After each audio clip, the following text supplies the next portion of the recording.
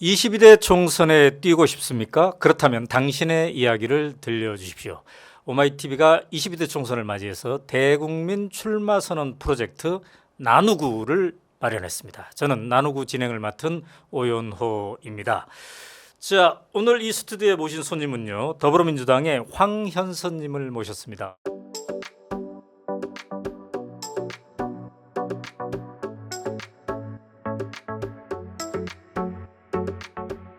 안녕하세요. 안녕하십니까? 네, 전주시 전주병입니다. 네네. 전주가 몇 개 지역구입니까? 3개 지역구입니다. 아, 3개 지역구. 네, 갑을병 이렇게 있습니다. 아, 그렇군요. 여기 지금 전주병의 현역은 김성주 의원입니다. 예, 더불어민주당의 김성주 재선 의원이네요. 네네. 네, 자, 나누구 좀 보셨어요? 네, 뭐 네. 모니터는 좀 많이 그래요. 해봤습니다. 룰이 어떤 건지 대충 이제 아시죠? 55라고 알고 있습니다. 아, 명확히 알고 계시네요.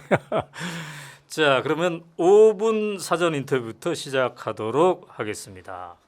자, 전주병. 전주시에서 전주병은 어떤 의미를 가진 지역입니까? 전주시에서 과거에는 정치 1번지였던 지역이고요. 아, 그래요? 전주의 산업화를 이끌었던 팔복동 공업지역이 있는 음. 지역이고 지금은 낙후된 지역입니다. 아, 그리고 과거에 정동영 의원을 배출했던 대선 후보를 그 배출했던 정동영 지역입니다. 의원? 네, 네. 그렇습니다. 그 정동영 의원이 이번에 나올까 말까 막 그런다고 지역 언론에 나오는 것 같은데 어때요? 뭐 어르신께서는 지역을 열심히 돌고 다니십니다. 어르신께서? 예. 아, 정동영 어르신께서 그렇다는 거예요? 예, 그렇습니다. 아, 그러시구나. 네. 연배 차이가 나서 제가 네, 뭐라고 네. 부칭이 좀 적당하지 않아서 어르신이라고 아, 합니다. 전 대표도 하셨고 의원도 네, 이쪽에서 이제 여러 차례 하셨는데, 자, 황현선님은 그러면 이번이 이제 처음입니까? 예, 출마는 처음입니다. 그래요. 그 전에 제가 알기로 이제 민정수석실에서 근무를 하셨는데, 네. 그러니까 정치권에 발을 들여놓은 거는 약 총 27년 정도 됐습니다. 27년. 주로 당에서 어떤 일을 했습니까? 그 지방 정부에서 약 한 7, 8년 정도 어. 했었고요. 그다음에 당에서 또 한 국회의원 보좌관으로서 한 6년 했었고 네. 정당에서 한 6년 했었고 청와대에서 또 몇 년 있었고 뭐 이렇게 했습니다. 예. 그래요. 민정수석실에서는 어떤 역할을 했습니까? 제 유일한 보직은 조국 민정수석의 보좌관이었습니다. 그래요. 그러면 누군가를 보좌하고 참모하고 이런 역할을 뭐 27년 정도, 7, 8년 정도 하셨네요. 네, 예, 예. 그렇다면 본인에게 이번에 국회의원 도전은 어떤 의미입니까? 그동안에 항상 2인자였고 네. 뒤에 숨어 있던 제 아하. 모습을 처음으로 드러내고 음. 저의 정치적 준비와 실력을 보여주는 자리라고 생각합니다. 아, 그래요. 예, 예. 그러면 이제 정치인으로 본격적으로 출발하는데 네. 그 전에 27년간 정치 참모로 있으면서 본인의 특기는 뭐였습니까? 조직 아니면 뭐 자금, 재정 아니면 뭐 홍보 뭐였습니까? 저는 주로 기획하고 조정하는 게 제 일이었습니다. 기획과 조정. 예. 네, 그랬었군요. 자, 이번에 이제 지역구에 여러 가지 현안들이 있을 텐데 이 지역에서 나는 뭔가를 핵심적으로 해결해 보고 싶은 건 뭐예요? 저는 지금 전주시에서 가장 큰 특히나 이제 저희 선거구에서 가장 큰 문제는 전주 네. 팔복산단이 1960년대 전주의 성장세를 이끌었던 산단이 노후 산단인데요. 네, 현재 50년 된 규제에 묶여서 아. 이 산단은 쇠퇴해 있고 네, 거의 뭐 빈 공업지대인데 그래요. 아직도 해결되지 못하고 있는 과제들이 많습니다. 네. 이 문제를 해결해야 음, 전주병이 성장할 수 있는 성장 통로를 확보한다 이렇게 생각합니다. 그래요. 지역적으로는 그렇고 네, 전국적 차원에서는 300명의 국회의원 중에 나 같은 사람 한 명은 꼭 필요할 것 같다. 왜 그럴까요? 검찰 개혁에 대해서 음. 저같이 피부로 느끼고 있는 사람도 없고 검찰의 피해자를 옆에서 직접 3년 이상 옆에서 그 고통을 같이 견뎠던 사람이었기 때문에 몸으로 검찰 개혁을 해야 되겠다는 신념으로 가득 차 있습니다. 조국 전 법무장관과 네. 함께 네, 그 그렇습니다. 고통의 과정을 쭉 지켜봤다는 거죠. 조국 법무부 장관이 사직한 이후에는 주변에서 돌볼 참모들이 없어서 네. 제가 유일하게 밖에 나와 있던 참모여서 아, 그래요? 예, 거의 한 3년 동안 조국 장관하고 저는 지금은 지금도 수석이라고 부르는데요. 계속해서 소통하고 네. 응원하고 뭐 이랬던 관계였습니다. 그래요. 그럼 이제 영향도 많이 받았을 텐데 네. 조국 장관 말고 전 현직 정치인 중에 롤 모델로 삼고 싶은 사람이 있나요? 저는 개인적으로는 뭐 기획 전략을 했던 사람으로서는 이해찬 아. 전 총리에 대해서 굉장히 존경하는 마음이 있고요. 네. 두 번의 정권 교체에서 이해찬 총리 역할이 있었고 저는 이번 22년 대선에서는 이해찬 전 총리의 좀 역할이 좀 적어서 네. 실패한 원인 중에 하나 아닌가 이렇게 생각하고 있습니다. 그래요. 전략기획 전문가로서 네. 이번 총선 어떻습니까? 저는 뭐 전망이 나쁘진 않다고 생각하는데요. 다만 네. 비워야 채울 수 있습니다. 어. 민주당이 좀 더 혁신하고 좀 더 비워야 다른 좋은 사람들이 들어와서 당이 새로운 모습을 갖췄을 때만이 네. 총선에 승리할 수 있다. 윤석열 심판론 하나로는 총선에 이기지 못한다 이렇게 생각하고 있습니다. 지역 돌아다니고 있을 텐데 네. 지역에서 신인을 바라보는 시선은 어떻습니까?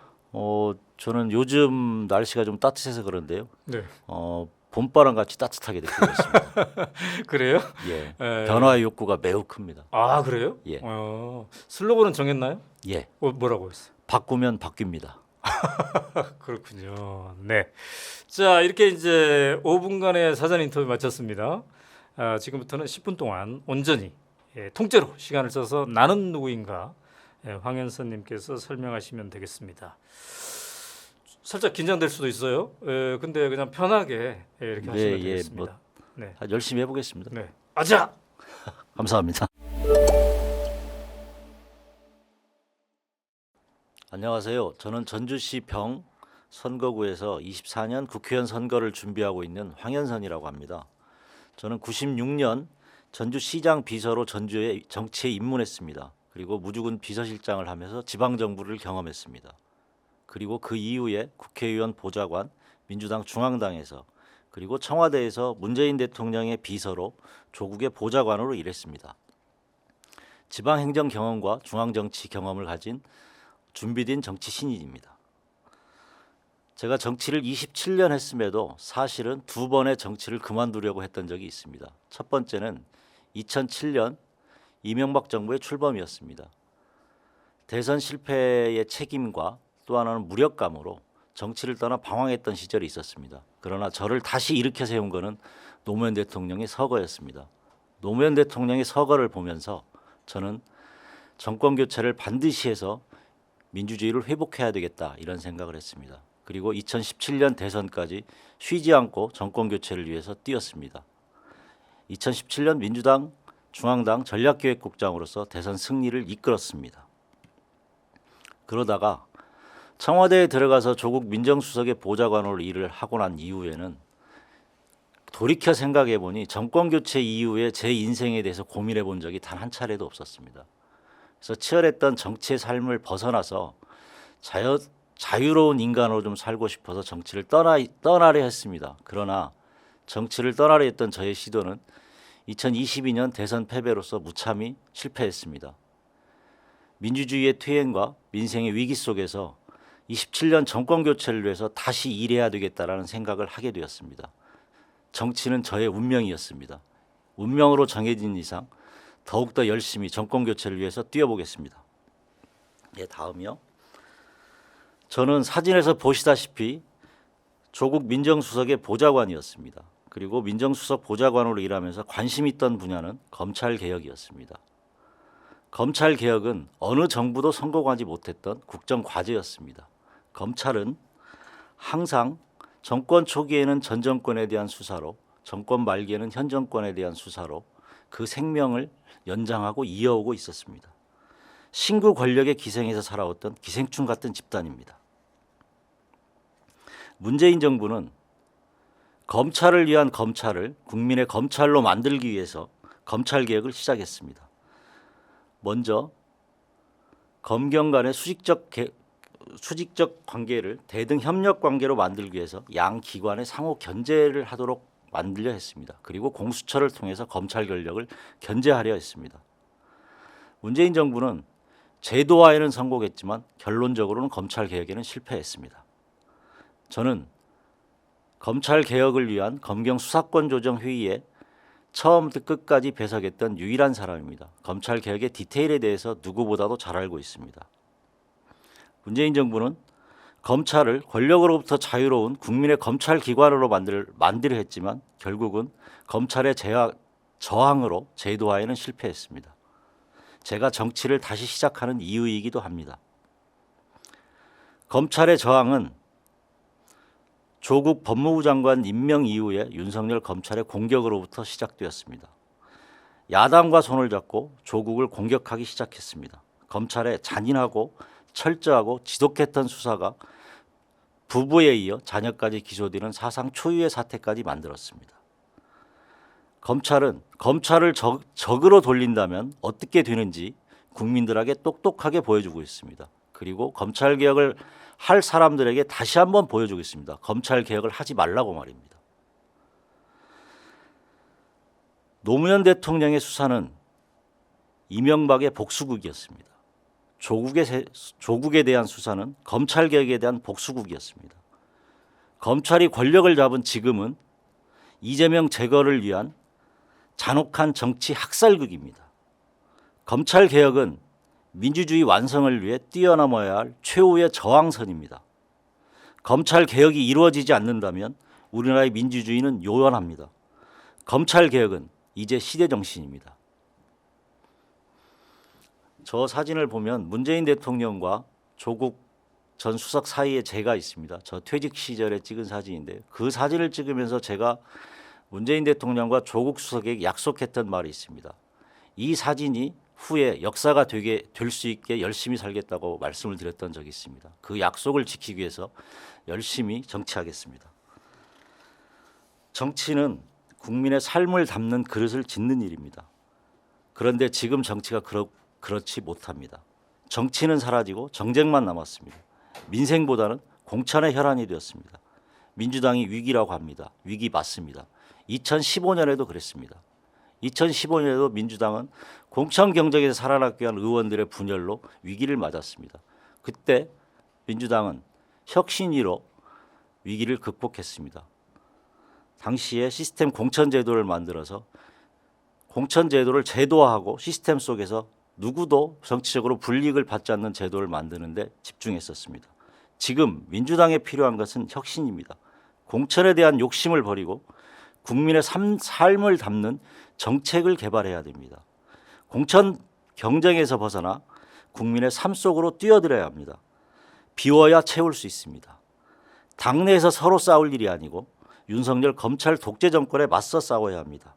저는 민주당의 전략기획국장으로서 2027년 대선을 준비했던 2017년 대선 승리를 이끌었습니다. 2027년 대선 승리를 위해서 저의 경험을 다 쏟아붓겠습니다.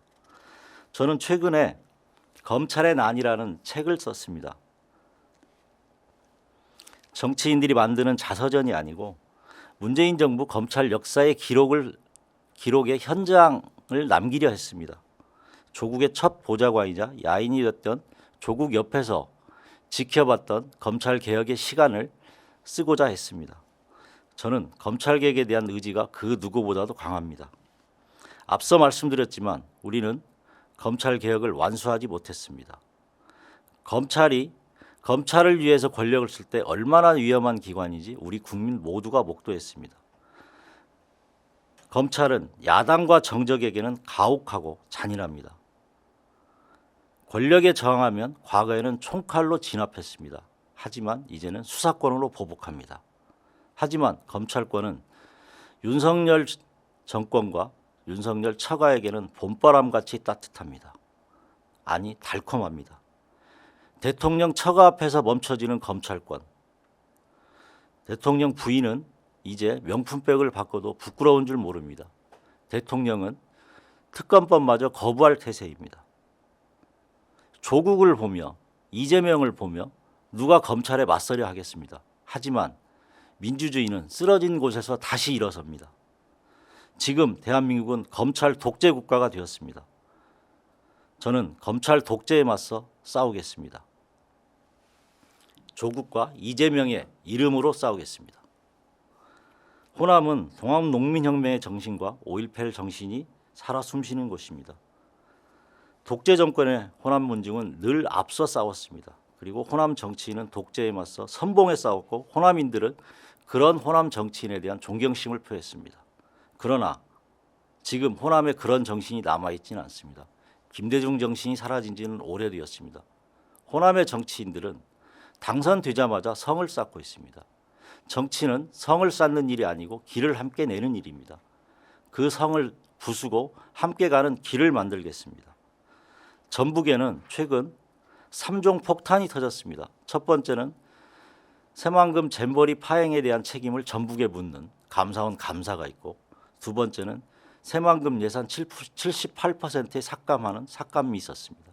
그리고 최근에는 10석의 선거구를 9석으로 축소하는 선거구 획정 문제가 있었습니다. 그러나 전라북도 정치권은 어느 것 하나 제대로 대응하지 못하고 있습니다. 분노한 도민들을 이용해서 정치 쇼를 벌이고 있습니다.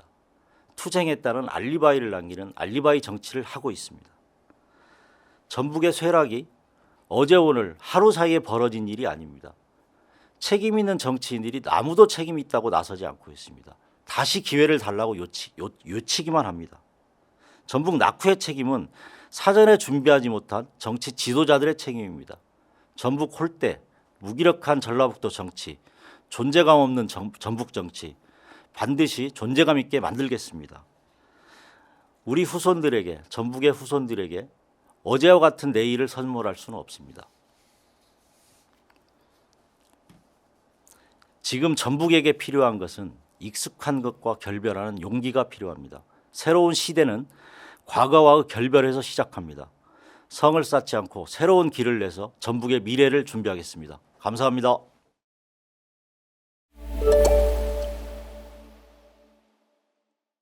네, 잘하셨습니다. 아, 잘했나요?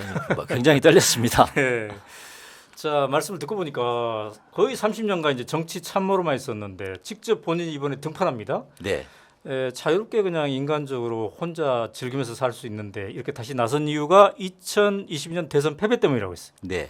대선 패배 한마디로 왜 한 건가요? 전 전략의 실패였다고 생각합니다. 아, 그래서 원래 대선은 큰 거대 담론으로 전선을 치고 작은 공약으로 표를 모으는 전략을 써야 되는데 그 거대 담론을 가지고 싸우는데 실패했다 이렇게 네, 생각합니다. 그래요. 그리고 또 이제 검찰 개혁 이게 실패한 게 또 다시 정치를 하는 이유라고 그랬어요. 네. 검찰 개혁 가까이에서 지켜봤는데 왜 실패했고 윤석열 대통령이 등장하게 된 건가요? 저는 검찰을 고철 쓸 수 있다라는 우리의 나이브한 생각이 실패를 만들었지 않았나 이런 생각을 합니다. 검찰은 지금까지 보면 항상 네. 새로운 권력에 기생하며 그 권력을 돕다가 마지막에는 그 권력에 배신을 하고 네. 이렇게 해서 본인의 영향력을 확대해 왔었는데 이번에도 역시 그렇게 했다고 생각하고요. 특히나 윤석열 검찰총장 당시 후보자는 네. 저는 사기를 쳤다고 생각합니다. 검찰 개혁을 원한다고 하는 대통령과 심지어는 뭐 검찰이 수사권까지 없어도 된다고 했던 기소권을 아예 기소권만 있으면 된다고 했던 사기까지 치면서 검찰총장을 획득하고 그 이후에는 검찰 조직을 보호하기 위해서 네. 최선을 다했던 그 2012년 저 국정원 댓글 사건 때 그 국회에서 출석해서 저는 조직을 살아간다고 했던 그 말의 무서움을 뼈저리게 뒤늦게서 깨닫게 해줬던 사례였습니다. 윤석열 총장이 정치적 행보를 할 때 네. 과감하게 쳐내지 못한 것도 이유일 수 있을까요? 저는 이제 문재인 대통령님이 원래 저는 그런 분이시라고 생각합니다. 법의 가치를 존중하시고 임기제 총장을 지켜줘야 되겠다는 생각이 대통령님이 그런 판단을 하셨다고 생각하는데 저는 검찰 개혁을 위해서라고 하면 권력은 좀 비정하게 사용됐어야 되지 않나 하는 아쉬움이 좀 있습니다. 아, 그렇군요. 아까 이제 민주당 지금 필요한 것은 혁신이라고 그랬어요. 네. 그 혁신의 핵심은 결국은 지금 시대 정신이 맞지 않는 사람들, 사람을 비우는 일입니다. 네. 그러니까 관행적이고 관성적이고 오래된 정치인들이 네. 새로운 세상을 이끌 수는 없다고 생각합니다. 네. 새로운 사람들이 들어와야 채워져야 새로운 세상으로 나가는 길이 보이는데 네. 지금 모든 분들이 다 자기가 새롭고 새로운 세상을 만들겠다고 하는 게 민주당의 문제라고 생각합니다. 아, 그래요. 오랜 동안 전략 기획을 해보신 분으로서 네. 지금 거론되고 있는 이낙연 신당 이것이 민주당에 줄 영향은 어떻다고 봅니까?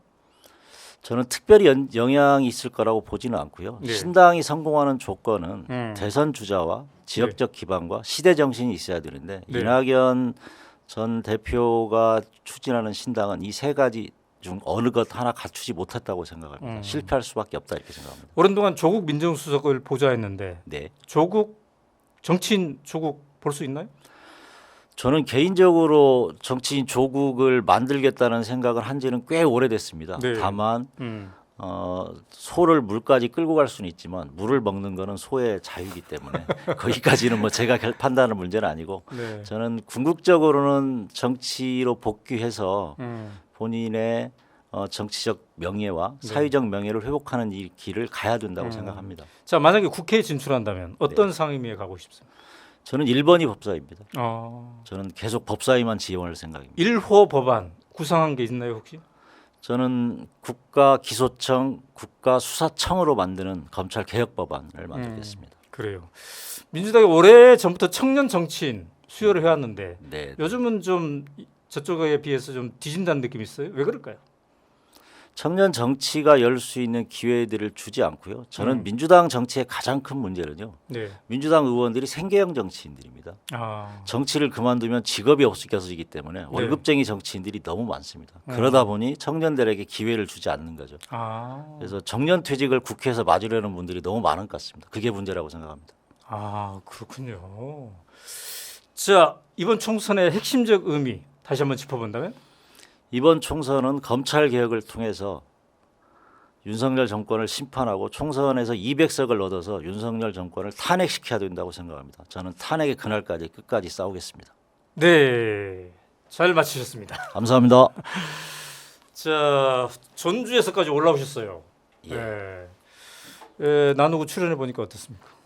여기 안 나오면 후보 인증을 못 받는다고 해서 고생하셨습니다. 출연해 주셔서 감사합니다. 제가 감사드립니다. 자, 지금까지 전주의 전주병 출마를 희망하시는 황현선님과 이야기를 나눠봤습니다. 감사합니다. 감사합니다. 네, 오마이TV가 22대 총선을 맞이해서 기획한 특별 프로그램 나누구. 이 나누구에 출연을 희망하신다면요, 오마이 나누구 @ 네이버닷컴으로 해주시면 되겠습니다. 자, 오늘 여기서 마치도록 하겠습니다. 감사합니다. 고생하셨습니다.